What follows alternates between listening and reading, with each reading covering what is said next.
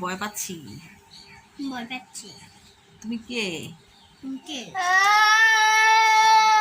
ভয় পাচ্ছি। তুমি কে? তুমি কে? তুমি বাঘ? আমি ছিলাম। তুমি ছিলা? তুমি সোহান ছিলা? আমি ছিলাম। বাঘটা রোহানে পড়লে কেমন লাগে দেখি তো। পরে পরে তো দেখি রোহানে পড়লে কেমন লাগে বাঘের মাছটা। দেখো তো।